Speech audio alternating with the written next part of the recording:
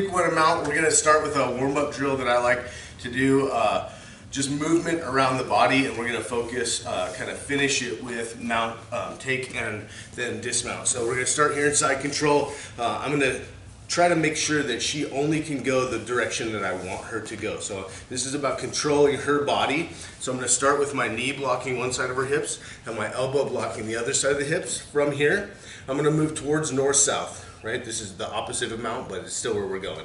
So as I move towards north-south, I'm going to keep her hips blocked, and I'm going to move to the other side of her head here. As I do this, now she can only move the direction I want, right? She's stuck. So now I can move this hand and block the hip on this side. This lets her hips move, if she wants to, into my north-south. As I come around the corner here, I'm going to keep her hips blocked with this hand until I block the other hip with this hand. Now I can come to the other side and get her head on this side. And we're going to move around the corner here until I can block the hips again here. Now from here, we're going to go into mount. And from mount, let's go this way. From mount, to get to this mount, what I want to do, I'm going to start by putting my knee into her hip pocket. Right? So my first step here, I've got her arm trapped. I don't want her arm inside. If she's got it inside, I'm going to clear it here. And then from here, I'm going to go knee into hip pocket. And this should make it so that I can start to drive her arm up.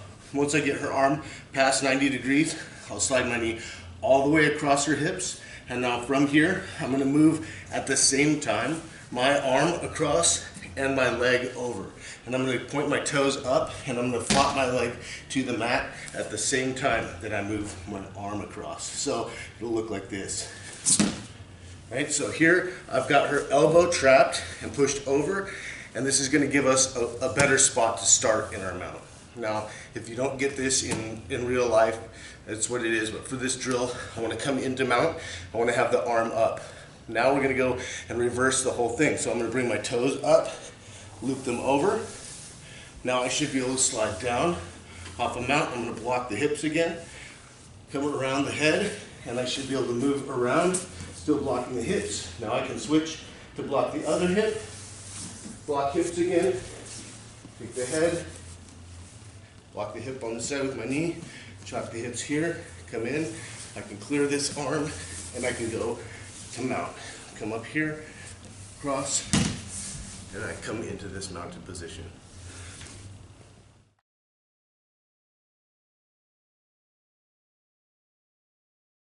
All right, from mount here, ideally we've come into mount just like we just showed in our warm-up drill, and the arm is up. The reason for that is it's going to take away a lot of her bridging. And one of the things we want to do as we start to attack the mount is isolate limbs, whether that's the head or the arms. And so this, as I bring this up, Leilani can no longer, with her massive strength and power, bridge me over quite as effectively as she can if she's got it down here framing against me. Right? So I'm going to say, just in case we haven't gotten the arm up here, we want to strip it out. Right? In order to get to this first attack, we're going to have to come get this one of the arms up. Now there's a lot of ways to do that.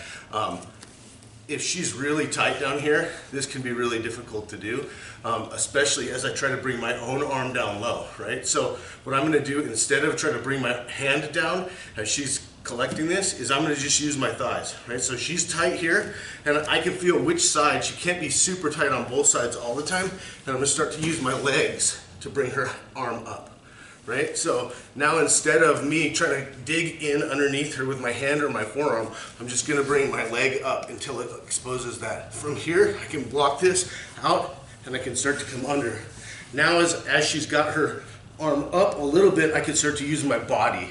Right? So instead of trying like the kind of the traditional, I'm going to use my body to push her off, I prefer to stay low and heavy, and I prefer to use my body to start to expose those limbs. Once I get her arm up for this head and arm choke, I'm going to come under, I'm going to collect her shoulder, and I've got her face kind of in a cross face, and here I'm going to come all the way across. So I don't start here on this head and arm with the arm like up here.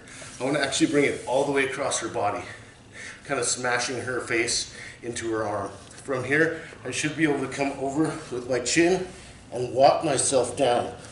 I don't want to turn the back of my head towards her.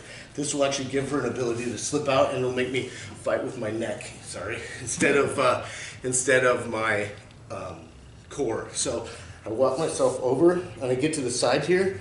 I've got her shoulder, but you'll see here that my shoulder is still on her face. So from this position, I can now start to post out, and I can drop my body down. And you should see her chin come out, right? And you should be able to feel her chin come out on that side. I'm not turning my head away. I'm not trying to put my head all the way on the mat. I'm actually kind of keeping my head positively engaged. Now from here, I can roll my hand, my palm flat to the mat. I can S-grip, I can do whatever I need to do, and I should be able to drive into her, straight down, and finish this from here. If I can't, I'm going to do exactly like we did in dismount. I'm going to bring this foot up and over. I'm going to come over the side. And again, I'm just going to drive up. This is not going to be a squeezing motion. It's going to be a driving the shoulder in motion. So again, from the top, right in this mount position, I'm going to use my body to strip her arm up over her head. As I come to this position, I collect. If I don't get this tight here, I can pick the head up again, straighten the arm. I want a good bite on the outside of her neck. Walk my head down until I get into this strong position. From here, palm down, base out, slide my body down, drive up for the finish. S-grip, gable grip, whatever you want to do on your grips here. Some people even come all the way to here. This tends to be more of a squeeze, so I prefer to finish here with this or with an S-grip. And then if I need to, I can come all the way to the side, drive up, and murder her.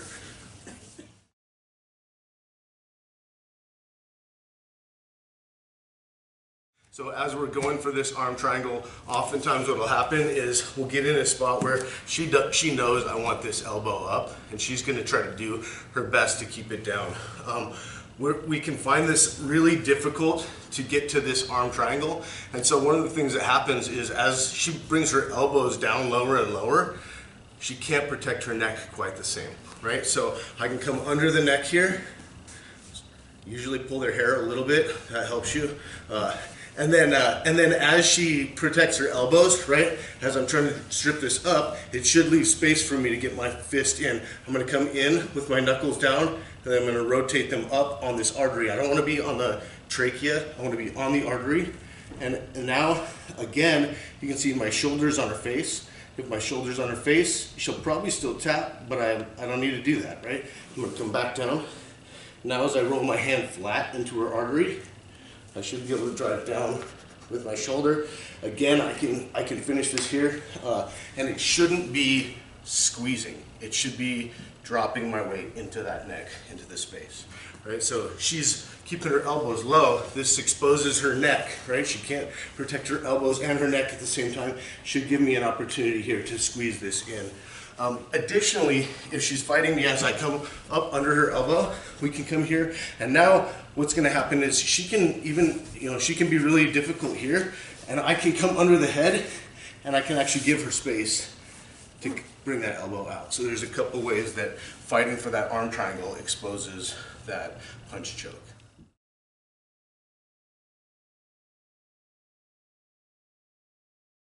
All right, so we're fighting for this arm triangle. Again, all of these moves this week are off this arm triangle. We've exposed the arm, but she's making it really difficult to finish. Maybe she's got her elbow up, right? Maybe she's answering the phone. I'm having trouble finishing this. So what I can do from here is I can block the arm here with this hand, and I can start to slide out to get rid of the head. From here, I'm going to base my other foot out. I don't want to get rolled either direction.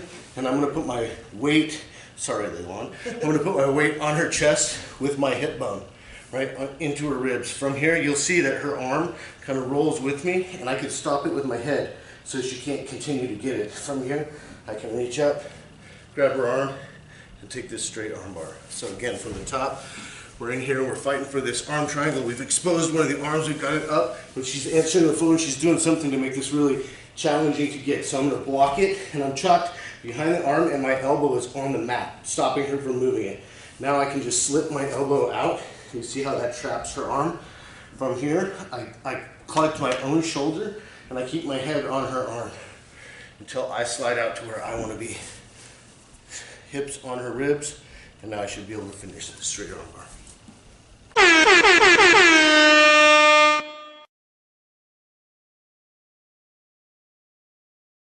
All right, bonus move this week. Bonus move. We're gonna go for the same arm triangle, and she's gonna be really determined to answer the phone, whichever arm I get up here, right? So she's gonna lock this in. She's making sure that I don't get her head. So there's a couple things I can do here. The first being I can start to come on this side still, and now I can chalk, get under her shoulder. I want this wrist bent. So from here, I can start to drive in, and I can probably just drive in enough to wrist lock her right here. If she's got flexible wrists, this might not work, so I'm gonna grab the wrist instead, and I can start to do this same thing where I can turn up onto her side, and I can start to drive the wrist in. My preference here is actually to drive over the top and flatten this.